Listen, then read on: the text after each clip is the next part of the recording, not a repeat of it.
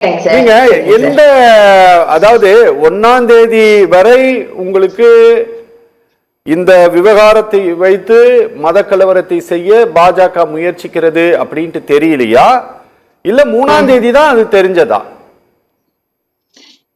2014 என்னைக்கு பாஜக ஆட்சி அமைச்சதோ அப்ப இருந்தே தெரியும் சார், இவங்க மத கலவரத்தை தான் பண்ண போறாங்க, அதுதான் இவங்களோட அஜெண்டா, அததான் இவங்க செய்யறதுக்கு துணிஞ்சு நின்றுட்டு இருக்கிறாங்க. தமிழ்நாட்டுல இதை எப்படி எக்ஸிகியூஷன் பண்ணுங்கிறதுல ரொம்ப பிளானிங்கா இருக்காங்கிறது ரொம்ப தெளிவா தெரியும் சார். அதுல எந்த மாற்று கருத்தும் இல்லை. இது எங்களுக்கு மட்டும் இல்ல, திராவிட முன்னேற்ற கழகத்தை சார்ந்தவங்களுக்கு மட்டும் இல்ல, தமிழ்நாட்டு மக்களுக்கே தெரியும். ஒண்ணு, இதுல ஒரு விஷயத்த நான் தெளிவுபடுத்தணும்னு நினைக்கிறேன் சார். நீங்க ஆரம்பத்துல ஒரு விஷயம் கேட்டீங்க, பிரச்சனை செய்யணும், இத நாடாளுமன்றத்துல இத பத்தி பேசியிருக்காங்க. அப்ப வந்து பேசும்போது இது என்ன பிரச்சனை பண்ணணும்ன்றதுக்காக இதுல ஒரு விஷயம் ரொம்ப தெளிவா பார்க்கணும்.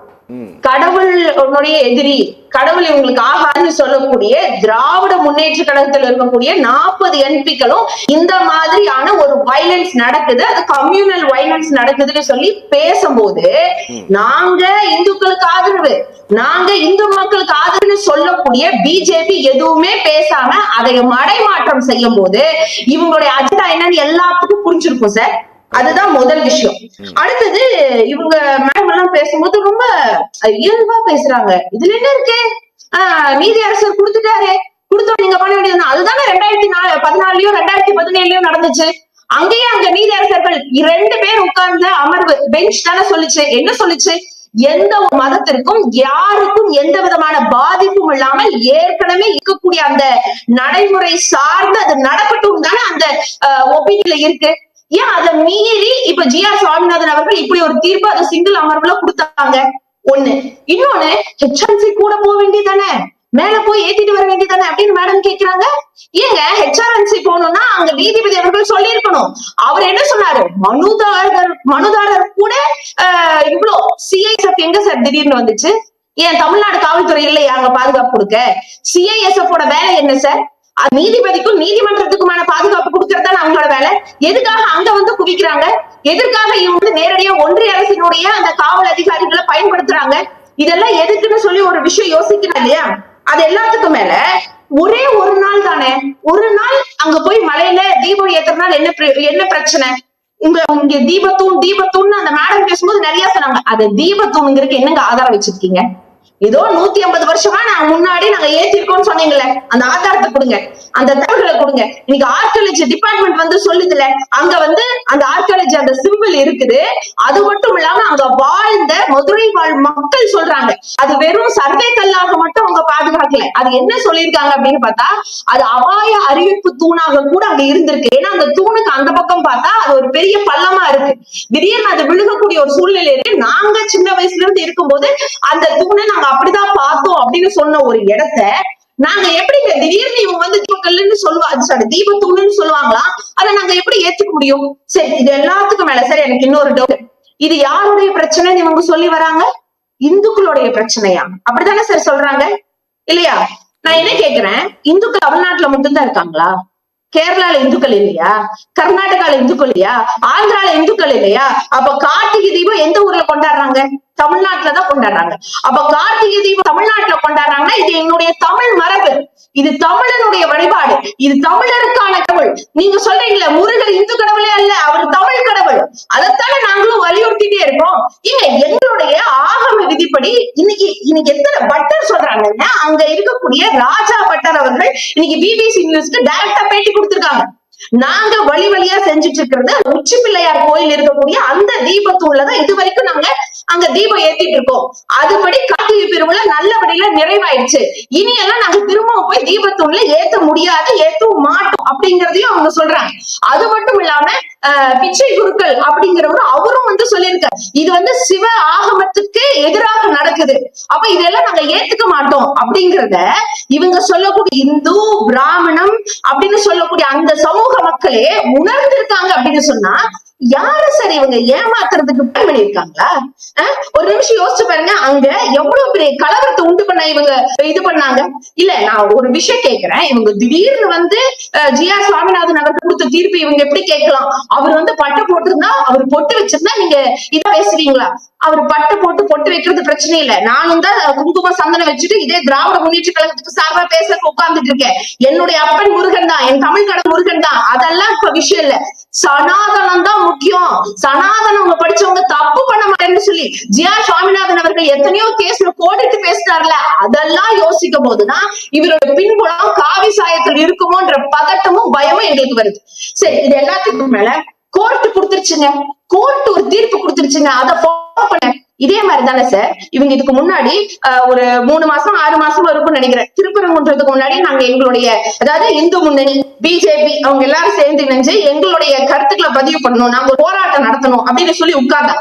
அப்ப கோர்ட் என்ன தீர்ப்பு கொடுத்துச்சு? சரி, உங்களுக்கு அனுமதி கொடுக்குறோம், ஆனா யார் மனசையும் புண்படுத்தாம, யாரையும் பாழ்படுத்தாம உங்களுடைய கருத்து என்னமோ அதை அமைதியா சொல்லுங்கன்னு தான் சொன்னாங்க. அப்ப ஹெச்ராஜ் அவர்கள் வந்து என்ன பேசினாங்க? நாங்க இங்க இருக்கக்கூடிய இந்த தர்காவை நாங்க ரீலோகேட் பண்ணுவோம் அப்படின்னு சொல்றாங்க. எஸ், நாங்க எல்லாம் ஒண்ணு மண்ணா இருந்துட்டு இருக்கோம். இதே மதுரை சித்திர திருவிழானா அத்தனை இஸ்லாமியர்கள் வந்து எங்களுக்கு சாப்பாடு கொடுக்கறதும் இல்ல வந்து தண்ணி உணவு கொடுத்து பரிமாறுறது எல்லாமே இருந்துட்டு தான் இருக்கு. இப்ப நீங்க வந்து 2021 கேஸ் போட்டீங்களா? இப்ப சார் பேசும்போது கூட சொன்னாரு 1920 இருந்து கேஸ் நடந்துட்டு இருக்கு. ரொம்ப நன்றி சார், அதிமுக இருந்து பேசின சார் சொன்னாரு. ஆமா, அப்பத்துல இருந்து கிட்டத்தட்ட 15 கேஸ் இருக்கு. அந்த 15 கேஸ்ல ஒரு இடத்துல கூட தீபத்தூணை பத்தி நீங்க குறிப்பிடலையே. இப்ப 2021 ஆடு மாடு கோழி வெட்டக்கூடாது அப்படிங்கிற அந்த ஒரு இதுலயும் கூட நீங்க தீபத்தோனை பத்தி பேசலையே.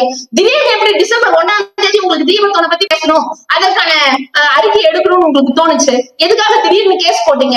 ஏன்னா வேலை எடுத்து பாத்தீங்க, வேலைக்கு ஆகல. அடுத்தது ஒரு பிரச்சனை பண்ணா இந்த மலையை எங்களுக்கு தான் ஆக்கிரமிப்பு பண்ண. இந்த வழக்கினுடைய மனுதாரருக்கும் பாஜகவுக்கும் சம்பந்தம் கிடையாது சார். அதுதான் சார் நானும் சொல்றேன், இந்த வழக்கினுடைய இல்ல நிஜமாலுமே சொல்றேன், இந்த வழக்கின் மனுதாரருக்கும் பாஜகவிற்கும் சம்பந்தம் கிடையாது. ஏன்னா இந்த ஜட்மெண்ட் 1ஆம் தேதி வாங்கினாங்க. ஒரு நிமிஷம், 1ஆம் தேதி இந்த ஜட்மெண்ட் வாங்கினதை பத்தி யாருமே பாஜக காரங்க பேசல. 3ஆம் தேதி தான் இது பிரச்சனை ஆகிறது. கரெக்ட் தான் சார், அதுதான் நானும் உங்ககிட்ட கேட்க வரேன். இந்த வழக்கு போட்டவர்களுக்கும் பாஜகவுக்கும் சம்பந்தம் இல்ல, சரியா சார்? அதானே சார் நீங்க சொல்ல வர்றது? இதத்தான் இந்த மேடமும் சொன்னாங்க, அதிமுக காரங்களும் அதானே சொன்னாங்க. அப்படியே சார் முன்னாள் மாநில தலைவர் அண்ணாமலை அவர்கள் பேசுறாங்க, நயினார் அவர்கள் வந்து அங்க உட்கார்ந்துட்டு இருக்காரு, கூட ஹெச்ராஜ் அவர்கள் வந்து உட்கார்றாங்க. திருப்பரங்குன்றத்துல வாழ் மக்கள் யாரும் வந்து நிக்கல, ஆனா திடீர்னு 10 பேர் வந்து மேல போன்னு சொன்னா அங்க 500 பேர் கூடி நிக்கிறாங்க. அவங்க எல்லாம் யாரு சார்? அதுக்கு தனியா ஒரு விசாரணை வைக்கிறாங்களா? பிஜேபியே வைக்குமா? அதை கண்டுபிடிச்சு சொல்லுமா? எதுக்கு எங்களுடைய மதுரை வாழ் மக்களினுடைய அமைதியை சீர்குலைக்கிறீங்கன்னு ஒரு வாதத்தை வைப்போமா?